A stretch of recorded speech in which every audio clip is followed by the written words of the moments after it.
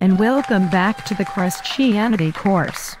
Our segment today is beginning with Abraham, and who better to explain the topic than the father of monotheism himself. Thank you. Thank you. It's wonderful to be here.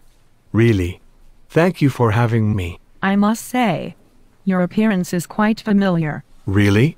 I've been getting a lot of that today.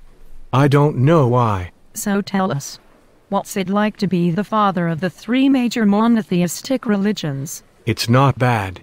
I think it's funny that three religions claim me as their father. I feel like a celebrity. Tell us a little bit about yourself. Well, I was from the land of Canaan. I have two sons, Isaac, with my wife Sarah, and Ismail, with a woman named Hagar. Who is this Hagar? Hagar was my wife's servant that she brought with us from Egypt.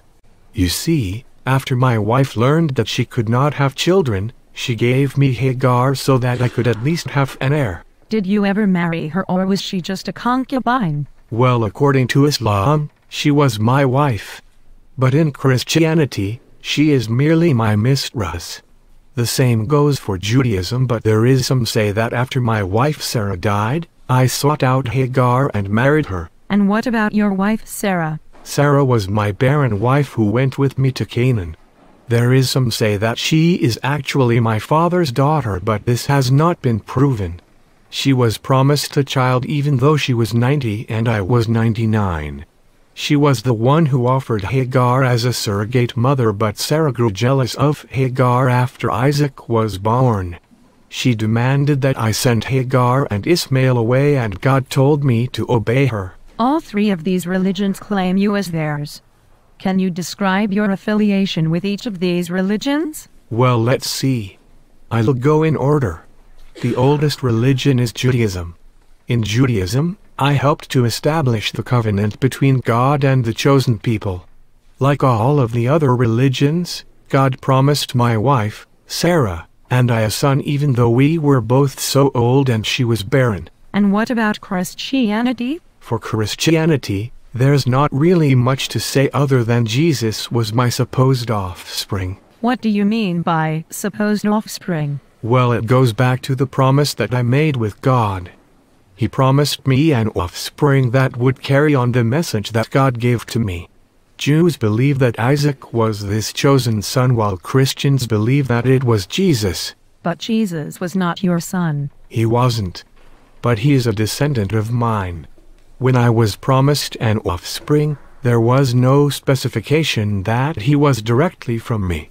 And thus Christians interpret my offspring as Jesus. And what about the Islamic belief? Islam believes that I was the first monotheist in the world. You see, I came from a world where people worshipped idols instead of one true God. I disagreed with this. I also built the holy Kaaba, towards which all Muslims pray. Many believe that you are a dividing figure. Would you agree with this, or would you say that you are a more unifying figure? That's a difficult one. I can see how I am both. But to be honest, most of the quarrel comes from which of my sons was the true offspring from the prophecy. What do you mean by that? Well, like I said earlier, Jews believe that Isaac was the true firstborn son because Hagar and I were not married, at least according to the Torah. But Islam believes that my other son, Ismail, was the firstborn and true heir. And Christians see Jesus as the prophetic son even though he is my descendant rather than my son. I see. So the split really is about your sons. To an extent, yes.